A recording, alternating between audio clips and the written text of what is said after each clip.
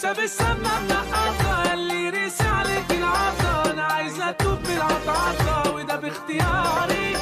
يا ماجستير في الهاشتاج، أنا قلبي جالك أهو اشتكى وأنت ولا. ازيكم يا حلوين؟ عاملين ايه؟ يا رب تكونوا بخير. شفتوا البسبوسة؟ عايزين تعرفوا طريقتها؟ خشوا على القناة وانتوا تعرفوا طريقة البسبوسة القمر دي. معلش بقى انا من بقالي كتير مش بصور، بس صدقوني لما الاقي تفاعل في القناة وكده هصور تاني. البسبوسة سهلة وسريعة ومش هتاخد وقت خالص ولا هتاخد منك مجهود، ويلا بينا اقول لكم على طريقتها بسرعة. بصي بقى يا عسل، هنجيب كيس حلو الشام بسبوسة جاهزة، وفي حاجات هنضيفها. النوع ده جامد جدا على فكرة، وانا بستعمله على طول، تحفة وسهل جدا في التحضير ومش بياخد وقت. انا فضيت محتويات الكيس وحطيت رشة ملح بس ما تصورتش للأسف، وقلبتها. وهجيب على طرف المعلقة بيكنج باودر، معلقة صغيرة جدا، المعلقة الصغيرة على طرفها هحط بيكنج باودر. لازم تركزوا، هي مش مكتوبة على الكيس، بس انا لما ضفتها ادت شكل تاني للبسبوسة وطعم طبعا. هجيب زي ما قلت لكم على طرف المعلقة اهو بيكنج باودر تمام.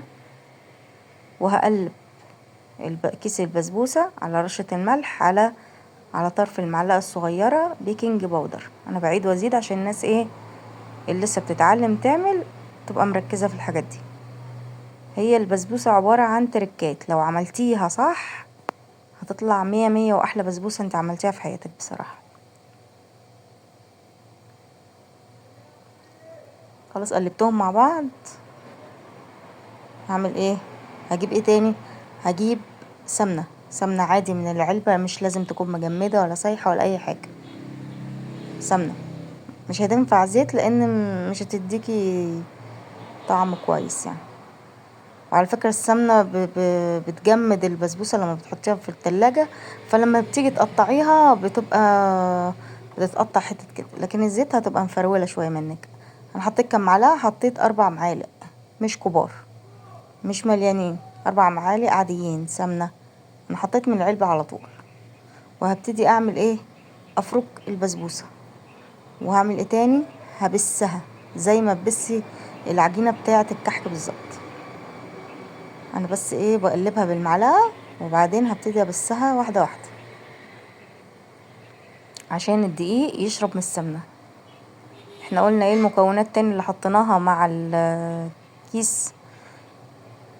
رشة ملح وطرف المعلقة الصغيرة بيكنج باودر. بص انا بعد ما بسيت البسبوسة مع السمنة، بصوا شكلها تحفة جدا، شربت السمنة خالص.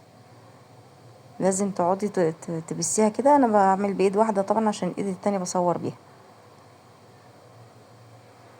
اهو. بدخل كل حبيبات البسبوسة في السمنة عشان تبقى متشربة منها.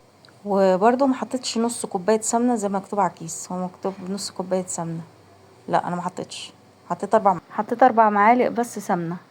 وادي كوباية الزبادي اهي كبيرة، لو ما فيش كوباية كبيرة حطي كوبايتين صغيرين عادي مش مشكلة، بس مش اقل من كده عشان ما تطلعش ناشفة معاكم.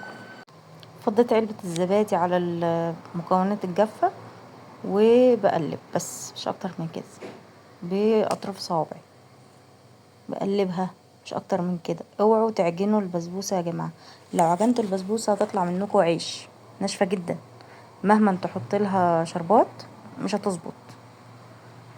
اهي طراطيف صوابعك زي ما انتوا شايفين كده بالظبط.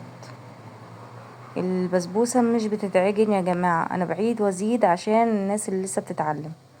معلش بقى عشان بصور بايد واحدة فالطبق كل شوية بيتزحلق، بس البسبوسة مش بتتعجن. بصوا قوام البسبوسة عامل ازاي، ولا هي سايلة ولا هي متماسكة. بكده هتعرفي ان هي هتطلع معاكي احلى بسبوسة هتعمليها او عملتيها في حياتك بجد يا جماعة. وما تعجنوش فيها زي ما قلنا. انا بحب اعمل في الصينية او الطاسة دي، بتطلع البسبوسة مقرمشة وتحفة. فدهنتها معلقة زيت وشوية سمنة صغننين. طبعا انا سخنت الفرن على 180 درجة وسبتها تسخن جامد، وفضيت البسبوسة في الصينية دي. على فكرة صينية طاسة، وبشيل الايد منها فبتبقى صينية عادي، شغالة الاتنين يعني. بسوي البسبوسة اهو بالسباتيولا او بايدك عادي مش هتفرق. وبعد ما اسويها خالص واتأكد ان هي كلها سوا بعض، بديها خبطتين على الارض مش على الرخام عشان ما تتكسرش اديني قلتلكم اهو. وبعدين عشان اتأكد ان كلها سوا واحد، عشان ما تطلعش حتة هابطة وحتة عالية، فالدنيا تبقى مظبوطة. بسويها كويس جدا وبتأكد ان الدنيا تمام. وبعدين بعد ما اديها خبطتين على الارض، ببتدي احطها في الفرن، وبعدين اعمل الشربات. هوريكم شكلها بعد ما اديتها خبطتين شكلها عامل ازاي. كده بصوا اهو، بعد ما خدت خبطتين على الارض كده محترمين. خلوا بالكم برضو بالراحة عشان الصينية ما تتجرحش منكم. وانا مسخنه الفرن على 180 درجة، لازم الفرن يكون سخنة جدا. وهعمل الشربات والبسبوسة بتستوي في الفرن، انا مشغله الفرن من تحت. الشربات ده عبارة عن مكتوب على الكيس من بره ان كوباية وربع سكر على كوباية ونص مية. انا حطيت كوباية وربع سكر على كوبايتين مية. ده المقدار المظبوط اللي بيتعمل بيه الشربات على طول. شربات الكيس على طول، اللي هي البسبوسة الجاهزة على طول انا بعمل المقدار ده، وبتطلع بصراحة تحفة وشكلها جميل، وبصراحة لا يقاوم. هشغل عليها النار. الشربات مش بيتقل، الشربات بيبقى خفيف جدا. وبعد ما يغلي هحط عصرة ليمون. وبعد ما اشيل الطاسة او الكسرولة من على النار، بحط رشة فانيليا، بتدي طعم تحفة للبسبوسة كأنك جايباها من بره. دي حاجات برضو مش هتلاقيها مكتوبة على الكيس ولا حد هيقولها لك. انا عملتها وبقولها لكم اهو، عشان الناس اللي لسه بتبتدي تعمل حلويات والكلام ده كله. وصدقوني هتفرق معاكم في الطعم وتبقى تحفة. انا دلوقتي هرفعها على النار واخليها تغلي، واروح طافية عليها وعصرة ليمون اهو.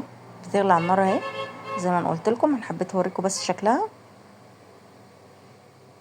حطيت عصرة ليمون. بعد ما اطفي النار عليها خالص هرش رشة فانيليا. حبيت بس اوريكم مراحل اكتمال الامر زي ما بيقولوا. البسبوسه اهي ابتدت تشرب السوائل اللي فيها. هعرف ازاي ان هي ابتدت تستوي؟ لما الحروف تحمر وتشرب السوائل كلها اللي فيها كده زي ما انتم شايفين. خلاص هي شربت السوائل كلها والحروف احمرت زي ما قلت لكم. هبتدي بقى اطفي النار من تحت واشغل الشوايه عشان تاخد لون، وارجع لكم تاني. اهو بص شكلها تحفة. طبعا بعد ما شغلت الشواية عليها، وانا مشغلة الشواية عليها شغلت النار على الشربات عشان يغلي ياخد له غلوة كمان. علشان لازم اول ما اطلع البسبوسة من الفرن اسقيها بالشربات يكون سخن. لازم دي اهم حاجة لنجاح البسبوسة. انا بقول لكم على الخطوات، مش كل الناس طبعا تعرفها، وفي ناس شاطرة جدا. انا بقول للناس اللي لسه بتتعلم تعمل الحلويات. وان شاء الله في فيديوهات تاني لحلويات كتير والاكل كتير. بس استنونا، انا هجيب الشربات دلوقتي وهجيلكوا.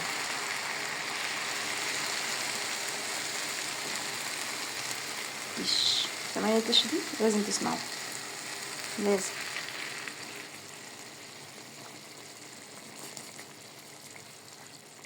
بس انا حطيت الشربات كله فيها. بصوا طبعا غطيت على البسبوسه بعد ما حطيت لها الشربات وشربته، وسبتها تبرد خالص. وبعدين حطيتها في التلاجة، وده شكلها بعد ما طلع من التلاجة. بس لازم تغطيها وهي جوه التلاجة بستريتش او ما عندكيش بكياس تلاجة نظيفة زي ما انا عاملة كده. بصوا بتتقطع بمنتهى السهولة وفي نفس الوقت دايبة تحفة بصراحة. طبعا انا ما قدرتش امسك نفسي وكلت منها بصراحة. بصوا بصوا بصوا بصوا اللقطة دي. ايوه بقى، دايبة بطريقة فظيعة فظيعة فظيعة. مش عارفة اقول لكم، التصوير ظالمها جدا. تحفة، طعمها خيال، سكرها مظبوط جدا. انا عندنا هنا في البيت بيحبوني اعمل لهم بسبوسه على طول من كتر ما سكرها حلو، مش يضايقك وانت بتاكلي ولا اي حاجه. لو عجبتكم الطريقه يا ريت تعملوا لي سبسكرايب او اشتراك في القناه، وفعلوا زر الجرس عشان يوصلك كل جديد على قناتنا هنا جولابو كيتشن على اليوتيوب، وعلى الفيسبوك مطبخ وردتي. اتمنى كل الوصفات تعجبكم.